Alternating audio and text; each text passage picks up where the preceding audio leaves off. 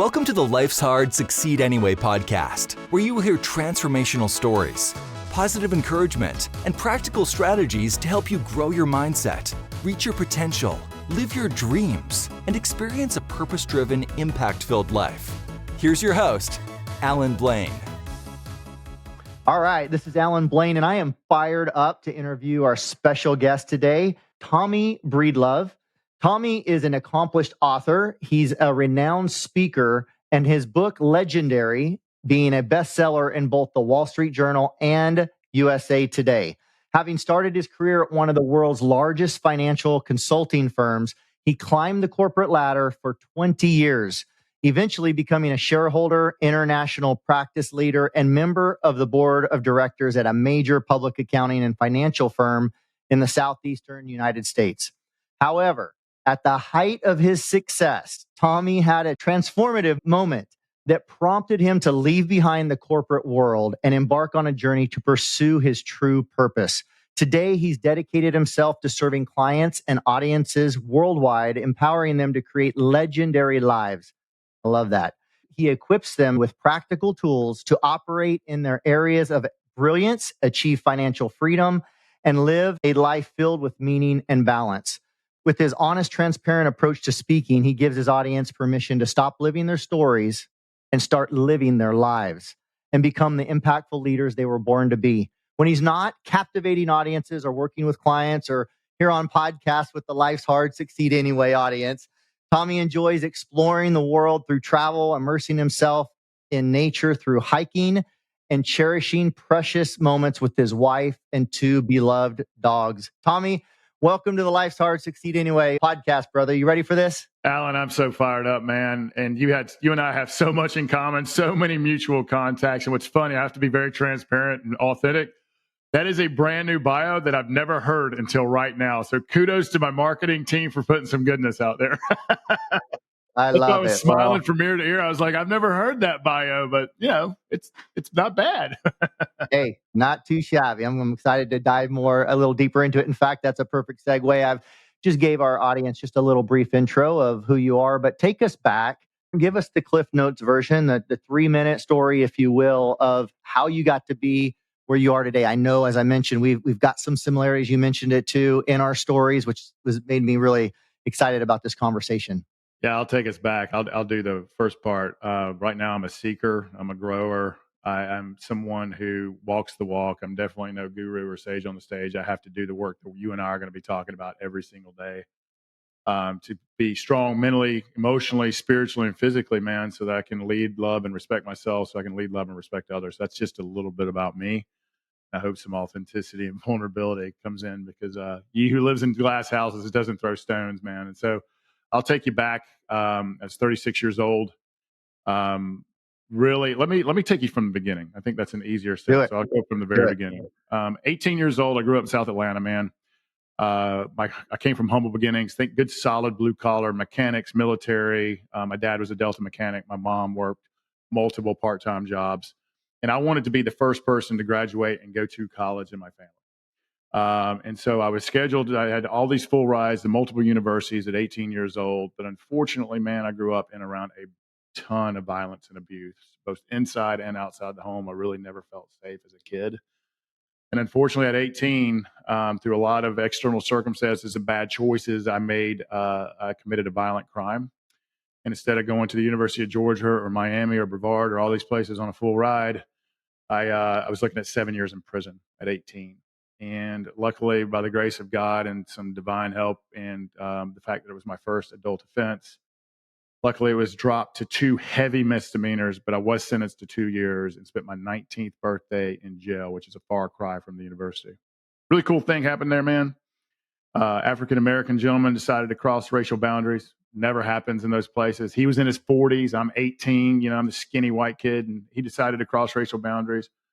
He called me young blood. He said, young blood, you're not going to become a part of this revolving door system. And with his support, with his accountability, and with his guidance, I was able to dust myself up, pick myself up. When I got out, I had lost everything. I'd lost my family, my friends. I mean, all dignity, all respect. But I decided you said life's hard, succeed anyway, man. So I went to work. I went to work in a nuclear waste container factory during the day. $6 an hour is brutal. Cost me a hernia surgery and a back surgery. Put myself through community college at night. Did it up at the University of Georgia. Go Dogs. And what I'm really proud of is in less than 3 years, I went from a cage to Deloitte, which is a massive public accounting, financial consulting, and M&A firm. I think it's the largest in the world now. And then I'll take you to how I got to you today. Fast forward 15, 16 years. I got the corner office. I got the shiny suit. Remember, I came from humble beginnings. I've got the watch, the pretty girl on my arm, and you'd think, man, this guy's going somewhere. He's got it all figured out. I think you have a similar story. And brother, unfortunately, when the money, the power, the success, and the fame didn't light me up, because I was still that young boy filled with rage and insecurity, I turned to the darkness, man, and I literally turned to the Wolf of Wall Street lifestyle. And in 2 short years, I almost lost everything for a second time. Almost lost my marriage, almost lost my career, almost lost my firm. And I do believe if I'd have kept going, I would have lost my life. At that moment, man, that's when I decided to make a transformational change. Some call it rock bottom, others call it a spiritual transformation. I call it both.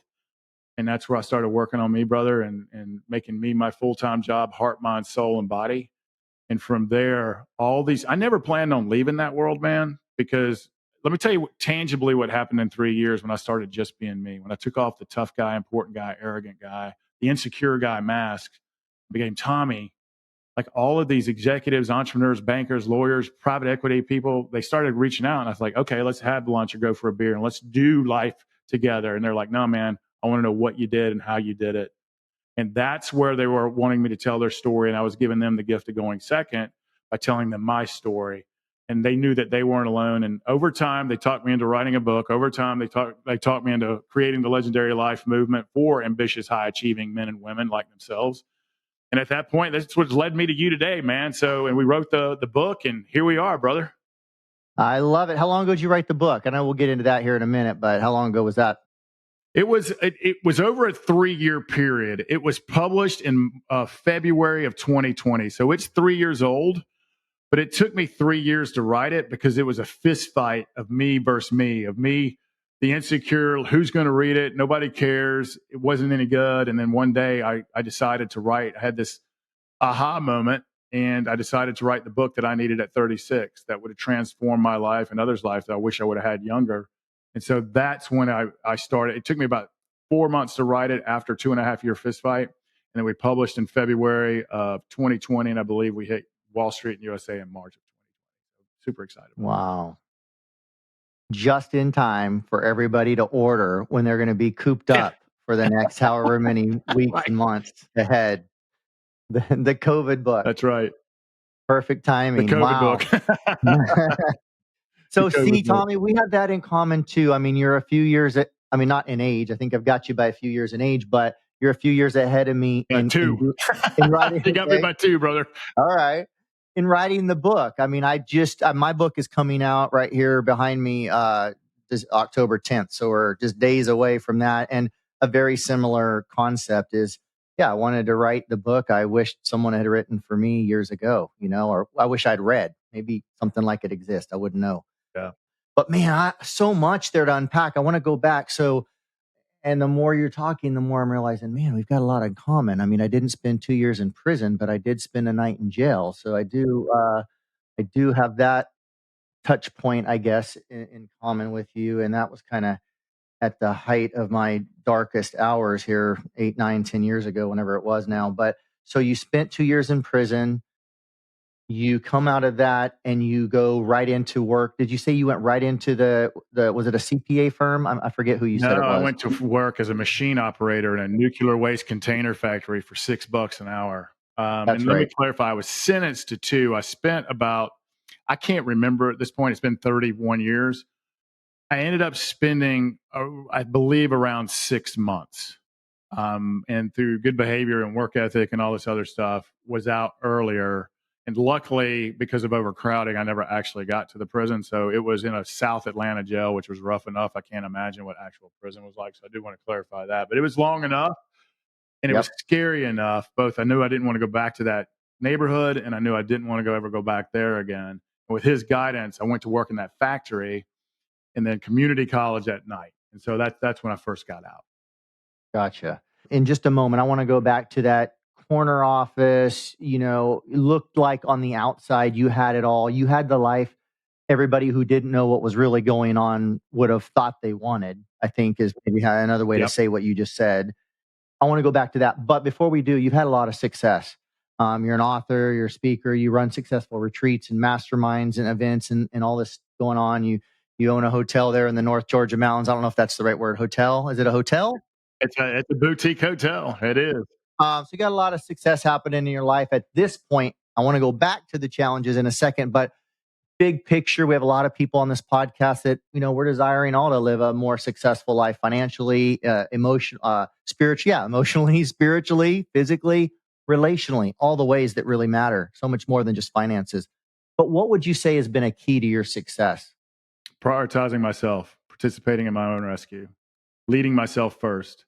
To me, we're taught that it's the most selfish thing we can do. We're taught to be net givers. We're taught to be of service. And I'm 100% on board with that.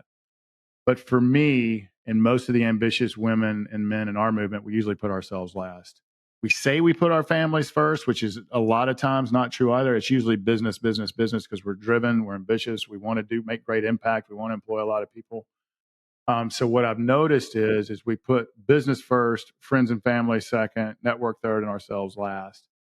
And for me, every single day when my feet hit the ground, I am working on at a minimum of 60 minutes, most of the time 90 minutes. I'm working on my body, I'm working on my heart, I'm working on my mind, and I'm working on soul to be tougher, to be more courageous, to be more confident, more humble, and to build. I believe those are muscles. And you and I both seem like we're in decent shape, that we take care of ourselves.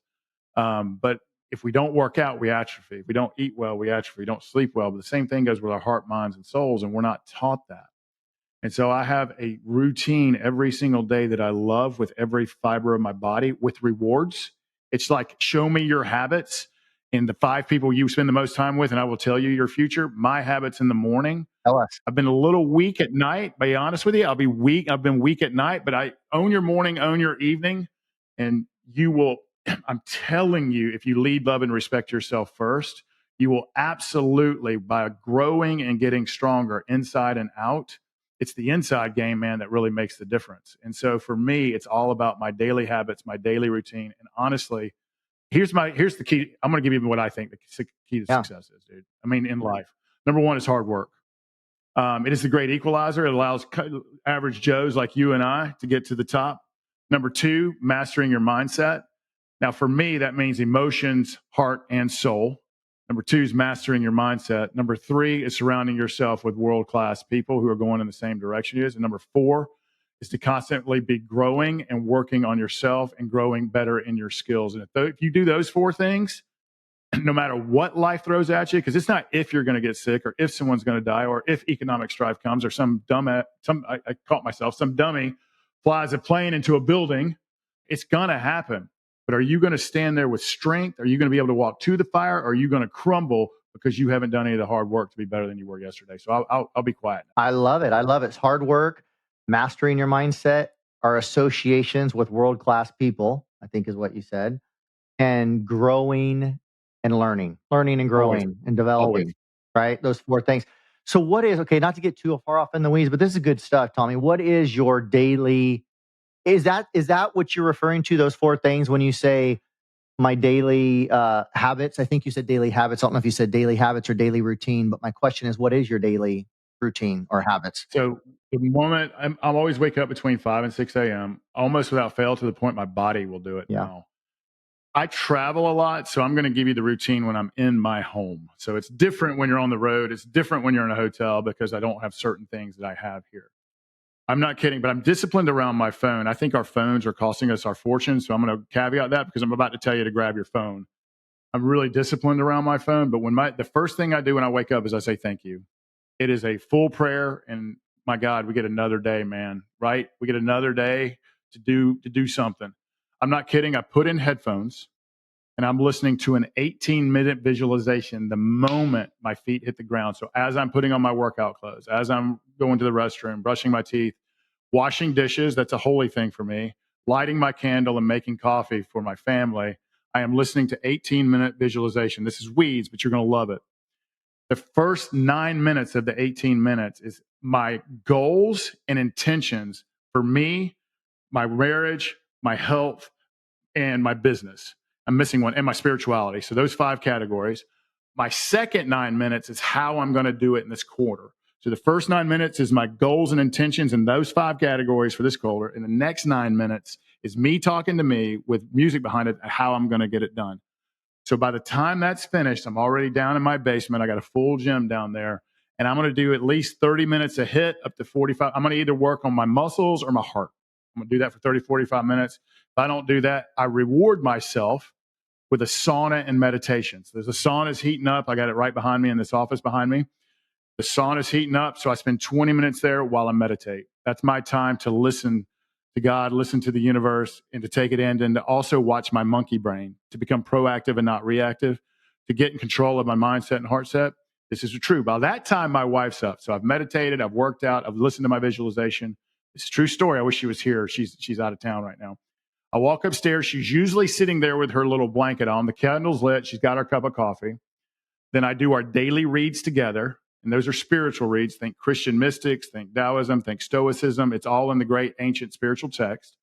So I'm reading to her these daily messages. Then we journal. We do our journals, our gratitudes, our intentions, our affirmations, and our celebrations. We journal together.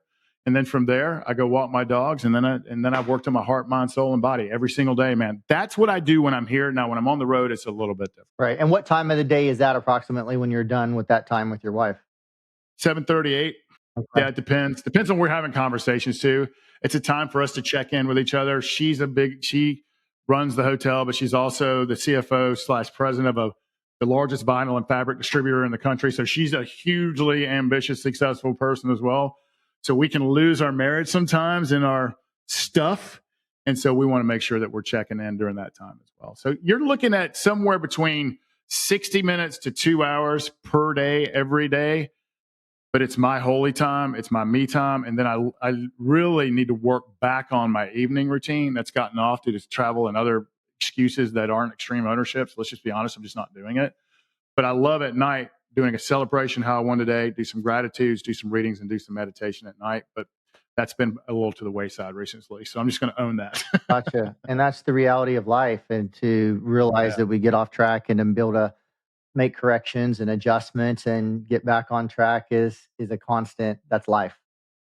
It's life, man. Life. So the fact that we're aware of it and we've got goals and we're working towards that, and it's not we're not letting life just happen to us, and staying in that state indefinitely is a big difference I see between those that are successful and those that aren't. Hey, so visualization, that whole piece right there, I think I got this, but you recorded it 18 minutes or whatever you said. You've recorded it in your voice, speaking it, and then you listen to yourself. Yep. And it's got music with it. I do it quarterly. I rewrite it quarterly. I'm about to take it up to about 21, 22 minutes. There's some things I want to add to it that I just did my own self work. I was in Vermont working on me through another group. And there was just some genius there that I learned and grew from. But for me, I record it quarterly. Again, the intentions in those 5 categories and the goals I have for that quarter. And the second 9 minutes is how I'm going to get there. Gotcha. I love it. And you can't unwire that. When you listen to that every single day, what we're doing, brother, and you know this, I mean, you're in the business. What people don't realize is, why am I still doing the things I've always done? It's because our subconscious, not our conscious, drives the ship. And all I'm doing with all of that work is unwiring the subconscious and rewiring it to a whole new operating system. That's all I'm doing. Right. That's right. I love it. So important. Romans 12, man, renewing our mind. There's various ways to do that, but it needs that work. Left to its own devices with all the negativity in our own world around us and in our own heads, it doesn't serve us well. So I love that. I love that a whole bunch. Couldn't agree more, Alan. And I got to tell you something funny. My wife and I call it the Tommy go round, when it's in control, when the monkey brain's gone nuts. But we also have this alter ego that wants to just burn down Rome. It's that young boy who was abused and all that stuff, his name is Ike. And so we've named my alter ego, and my wife and my team will even say, hey, is that Tommy coming out today, or is Ike here to play? And I'm like, oh, it's an immediate switch to, hey, you're not being the man or living up to what you want to be. And, that alter ego that's a really bad dude is driving the ship. So I'm thankful that my team and my family and my friends will call me out on it. I love it. It's important to have those kind of people in our lives that they'll care enough to do that, tell us what we need to hear, not just what we want to hear. It's not fun to hear it, but we need to hear it. We need to hear it. No. One of our 5 core values as a team and as a marriage is extreme ownership. So you just got to own it, learn from it, grow from it, and do your best to do your best not to do it again. Yeah. That's the whole life's hard, succeed anyway, fail forward. 100%. 100%. In fact, my wife a couple days ago, she said, "Hey, I got something to tell you. Like, do you want to hear the truth? Do you want to hear like some real constructive feedback?" And it's like, I knew it wasn't going to be easy to receive, but the answer is yes. It's always yes, yes, yes. I want it. I want it. I want it. And I was so thankful for it. Certain situations, certain conversation, the way I communicated. She said, "Do you think that was best? I think maybe this or maybe that." And I had to replay it in my mind. I'm like, "You're absolutely right." I mean, I was blind to that. And had she not brought it up, I just would have continued. I wouldn't have learned and I wouldn't have had an opportunity to grow. So I'm so grateful for those people in our lives. Think about the courage of her and it takes a great courage and a strong person to do that with their significant other as well. I mean, there's some beauty in that as well. That's beauty to your relationship. Yeah, she's awesome. 31 years married last week. And she still has the, grace to ask me the question, do I want the feedback? I mean, what wisdom, right? Hey, would you like some feedback based on that conversation we had with that other couple the other night? Yeah. All right. Let me share it with you. Here we go. Hey, so let's go back to the corner office. So you're with the big firm, you're killing it. You've got all the things. Well, maybe not all the things, but quote unquote, all the things you thought would make you happy. You realized you weren't. What was the big missing thing at that point in your life? Would you say? What was the aha moment? Self-love, self-confidence, self-esteem. And I think a lot of us ambitious driven men, I don't want to speak for women, but I think they also want these things. We want power, status, and respect. And for me, I was missing self-love, self-esteem, self-confidence, and being myself. And I didn't realize why. And what it really was that little boy who was tortured as a kid, both inside and outside the home, who was basically told, I won't use the words they used, he was a piece of garbage, he never amounted to anything, that he's all these things, and that was beaten and all sorts of other things into me. Subconsciously, I believed it. And unconsciously, I was self-sabotaging. And so I wanted to pull the rug out from everything else before someone else pulled it out from under me, because that's what I was used to. So there wasn't a check, there wasn't a car, there wasn't a deal, there wasn't, and I had it all. And really, it was that little boy screaming to be seen, heard, loved, and valued, but he couldn't love himself. And I was completely closed emotionally. And I was eat up in insecurity and arrogance. And all arrogance is insecurity on steroids. Yeah. And I was surrounding myself with darkness. I was in a lot of pain, and I didn't know it, but was surrounding myself with people who were in pain and people who wanted to seek the aggressive, fun, partying, chaotic, transactional lifestyle. I mean, I can't tell you a movie that depicted it better than that Wolf of Wall Street. And I don't think that's a great movie at all. I think it's got great acting in it. And for those who haven't seen it, just what do you mean? Describe that for our listeners. When you said you went to the Wolf of Wall Street lifestyle.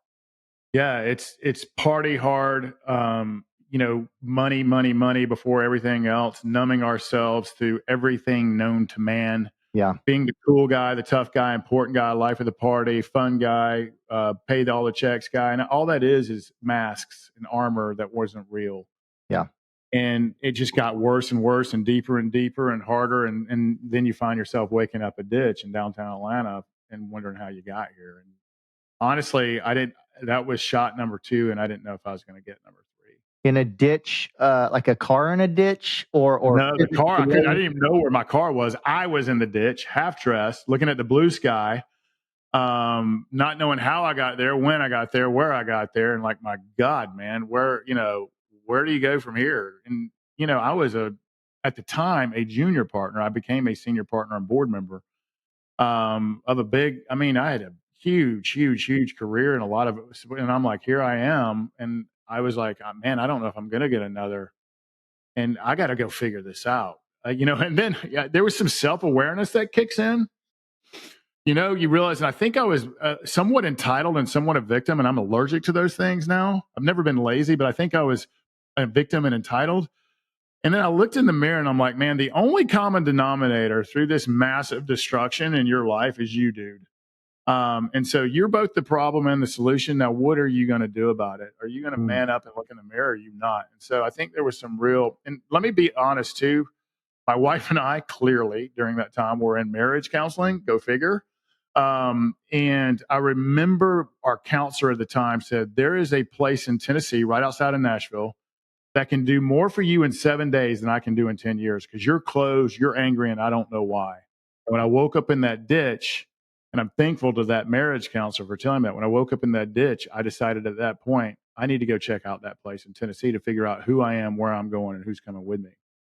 And at that point, with my wife, I went home and told her everything. I'd probably do that a little differently next time, fully expecting her not to be there when I got back, but did sign up for the place in Tennessee called On-Site Workshops. And they spent 7 days, 4 days cutting me open and 3 days putting me back together. And they gave me a formula to gain self-awareness, to gain self-love, to gain self-respect. And through therapists, through great coaches, through great masterminds, doing my own self-work with reading and studying and applying. By the way, reading and studying does nothing if you don't apply. But through all of these great coaches and mentors and friends in my inner circle and replacing all those negative humans out of my life and put positive, during that time, man, and I just got to say it, in those 3 years, I went skyrocketed through the firm, became a board of director, senior owner, all this good stuff. Most importantly, my marriage went from life support to strength. I went from arrogance and insecurity to self-confidence, humility, peace of mind. And I went from one of the most hated and feared people in the firm to one of the most beloved just by doing all that work in 3 short years, man. So I wanted to pick the story up on there was some external influence of someone saying, hey, there's a place. And at that, I couldn't hear it when he said it the first time, but when I was laying in that ditch, I heard him. Gotcha. That's interesting. I was just listening to somebody today talking about their experience at On-Site. I've never been, but ironic that twice in the same day, I have two different people on 2 different states talking about the same place. Must be pretty. It changed my life, man. And in 7 days. And what was weird, and this is a really, really TMI, they asked me to come back for a second week related to men who've had certain experiences as young boys. I'll just leave it at that. You can let your mind go where it needs to go. And that 7 days was profound as well. And that was it put my healing in my letting things go and forgiveness and self-love and knowing that I'm not a freak and alone. And it took all that stuff on steroids. And to this day, I use the tools they've given me. Amazing place. And they've got marriage. They got it all, man. It's a holy place. And it's in a beautiful part of the Tennessee mountains right outside of Nashville. Yep. Not too far from me. You've used self-love a lot in this conversation so far. What do you mean by self-love? Because I know it's a word that gets used a lot these days. At least I hear it a lot. I imagine our listeners do too, just guessing. And I would think that there's probably a couple different perspectives on that. I could just imagine people saying, man, I read the Bible and it says we should be loving others. We're called to love others. We're supposed to be unselfish and the least is the greatest. And you've got all these biblical principles that I know to be true. But then there's the standpoint that they tell you on the airplane, put the mask on yourself before you go try to help somebody else, because if you can't breathe, you're not going to be able to help somebody else, right? I mean, some basic stuff. And that's what I'm hearing a lot of when you were saying earlier, like even your daily routine, your morning routine. It's like you're going to get your head squared away, your heart squared away, your mindset squared away so that you can go on, take on the day and add value and give to other people. I'm not trying to put words in your mouth. I'm just saying I can, and there's other perspectives of self-love too. I'm sure I'm not a self-love expert, but when I hear that a few times, I got to ask, like, what do you mean by self-love? Yeah, the first thing I would say is working on yourself, your mind, heart, body, and soul is the most selfless thing that you can do, because you can't lead, love, and respect others fully until you lead, love, and respect yourself. It's the old analogy. It's the biblical analogy when there's the flood is the guy comes in and tells him there's a flood coming. He goes, no, God's got me. Then a boat comes by and he says, no, God's got me. And a helicopter, and he drowns. And he's like, look, I sent you 3 things. So we have to participate on our rescue, and we can't serve others until we serve ourselves. You can't be a martyr because you're no good when you're a martyr. So there is a fine line there, and that's my personal wisdom. For me, what self-love to me means to me is when I look in the mirror that I see an ally and not an enemy. I see something that I'm proud of. And it was in so many different ways taught to me that I was unlovable, not valuable, a piece of garbage, blah, blah, blah. And for me, self-love is loving all parts of yourself and accepting all parts of yourself. It's about loving not only your goodness, your triumphs, but also the more painful parts of you that are part of you as well that you work on every day, and accepting all of it. It's about a feeling that you get. It's about living your core values. It's about showing up every day for yourself so that you can show up for others. It's about doing the hard work and growing your heart. And I'm telling you, it's about living on the side of abundance, gratitude. But if you wake up with a feeling of worry, insecurity, fear, the sky is burning, you're judging people, you're a cynic, you're angry, you're rageful, whatever it is, that means you're living on the side of fear and not love. And that's normal. That's part of it. But it's really truly accepting yourself. It's really truly believing in yourself. And it's really doing the work every day. When you look in the mirror, you see something that's core value centered, purpose driven, something that you're proud of, and someone you want to be. And knowing you're not there yet and that you're flawsome, you're flawed and awesome all at the same time, and you're perfectly imperfect, but showing up every day for yourself so that you can show up for others. That's what self-love means to me. Appreciate you letting me ask, and appreciate your answer. Thank you. What would you say, Tommy, has been the most difficult thing that you've gone through at this point in life? Would that season in life be your most difficult season? You just alluded to a minute ago some stuff as a child, or would that have been the most difficult, or something all completely different? I think I think it's all relative, and I will tell you some big difficulties that I've had. You know, growing up around violence and abuse was certainly difficult. Knowing that there's always a path to brightness and you can get out of anything and overcome anything. You know, I would say probably one of the most difficult decisions I've ever made was walking away from an incredibly lucrative career. I mean, if I would have stayed at the bare minimum, because I was 39 years old and just had made international practice leader, was a shareholder in the firm, was elected to the board of directors, most people in their 60s. So my financial certainty was set, man. And, you know, we put a lot of stock in what other people think, and we put a lot of stock in status, respect, and power, and I had got it. Yeah. So making the decision to walk away from a minimum of 8 digits, that's minimum. God, I mean, it could have been significantly more than that. That's like doing the bare minimum and going to chase a dream and going to build my own company and going to pursue purpose, not even knowing what the lily pad and having the faith to do it.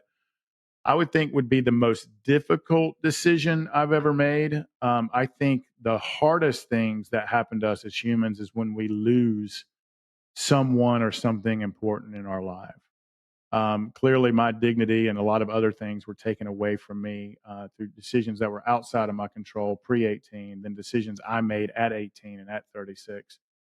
That's a very difficult thing to overcome, but it's just, I always see it now as failing forward and growing forward and just doing the hard work to learn from it.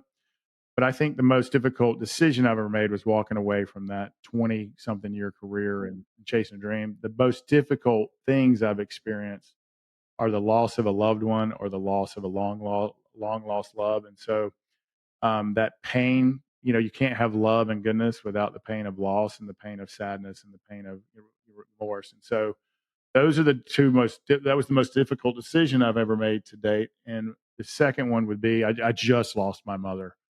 And we had such a turbulent relationship, but we finished strong. She died strong. We finished with pure love and gratitude and a whole lot of forgiveness. And so the pain of loss, even though we had such a turbulent time, is really difficult. No matter who you are, it's a sadness that it leaves a wound in you that maybe will never heal. Yeah. But at least you can look out on some good gratitude and learnings from it. Yeah. Yeah. Can relate with that as well. I've lost in my own family as well. And leaving the the big salary and all the things. All So the to things. pursue my purpose, my passion, and what I believe I was called to do, and all the uncertainty that comes along with that. So I can just we're aligned in so much in those areas. What was the aha moment that got you to leave? Two aha moments. There was I got off the elevator one day and I could feel it in my shoulders and heart that I wasn't supposed to be here. It was like all consuming. And I was losing the ability to recruit in the firm as a senior partner. One of my jobs was recruit the best and best. I was losing the ability to sell our services because I just didn't care anymore. And I felt like if I would have stayed, I'd been out of my core values because I would have become the cancer I didn't like. And so it was not just as much about me. And honestly, brother, I had this epiphany one day that they didn't have a check. They didn't have a check. My soul was not for sale. And they could not believe it when I resigned because I had just made it to the very, very, very top. And I was like, most people that leave at that level have left for a more significant career at one of our clients, which is saying something. But nobody just ever leaves the quote marriage, and that's what he called it. And I was like, you don't want me here because I don't want to be here. And through great coaching and great mentor, I was working with this life coach named Nancy Vito. I was working with therapists. I surrounded myself with really great mentors. And I didn't know the how and the timing, but I knew it was just time for me to go and go chase a dream. There are 5 lost years in there of me trying to figure out some other entrepreneur journeys, that failures, which were quite funny. It's kind of irrelevant to this now, but I didn't know how or what I was going to do. I just knew it wasn't going to be that anymore. And the feeling of freedom when I made that decision, when I decided to sell my equity back to the firm and walk away, and it took me 6 months, by the way. You can't just walk away from your equity. It took transition time. But the feeling of freedom, they didn't have money to pay for that either. And to this day, I feel completely free. I love it. And what do you say to somebody who's listening that's on the fence, maybe, for whatever their reasons are of whether they should stay in their career or not? They're not feeling fulfilled, or they're not feeling their value. They're not feeling what they're doing is meaningful, or maybe like they just lack belief in the mission, for lack of a better way of saying it. I mean, that's kind of what I thought I heard you maybe saying a minute ago. You had a hard time selling it to others when you weren't obviously passionate about it. What do you say to somebody having those thoughts and considering a change? If you stay either in a toxic situation or a situation that's not in your purpose or a situation that's not in your alignment, or if your heart and soul is screaming that you are here for something else, believe that, because it's a hell of a lot more wise than your head. And I bet the only reason you're staying is fear, either financial fear, fear of what other people will think, fear of the grass is greener is probably not true. But you will never, ever, ever regret getting in the arena and failing, but you will regret staying. And it's amazing to me how much fear drives our ship. We don't ask that pretty girl out that we want to. We don't seek forgiveness when we make a mistake. We stay in a job we don't like. We don't. And that's all fear. And then we get to this oh so preciously short life. And it is so precious. And the older you get, the more you realize how preciously short it is. And you look back with a whole lot of regrets. You'll never regret staying in a toxic, staying in the status quo, but you will regret not leaving. You will regret not chasing your dream. You will regret not asking that person out. You will regret not seeking that forgiveness. So for me, if your mind is driving the ship out of fear and your heart is screaming to get out, the best decision you would be to do is to remove your mind, get in the arena, get your face dirty, get kicked around, but you'll have a whole lot more fun and you'll feel a whole lot more fulfilled than if you stay in the status quo. And to me, at the very, very end, I want to make sure that I've left this beautiful planet and our fellow humans better than I found it. But just as important for me, selfishly, I want to have a heart full of gratitude and no regrets. And so that is your heart driving it, or is the fear of your mind driving it? That's a great question to ask. How much is fear playing a role in it? Because fear is not a good driver of the ship. No. It doesn't really lead us anywhere good, ever. Never for me. It's never led me anywhere good. Now, unless there's the Roman army is invading, that's when that's when you run to the fire, man. That's a little different scenario, but we don't have a lion chasing us anymore. True. I think that never was too big a word. If we're standing on a cliff and fear is keeping us from jumping, that's probably a really good thing. But let's say 90 some odd % of the time, fear is lying to us about what we're here of. We just got to exercise some courage and take that next step. Some 30-second kind of quick questions for you as we kind of wrap up here, or begin to wrap up, Tommy. What is a favorite success quote you might have for entrepreneurs, or any kind of success quote to share with our listeners?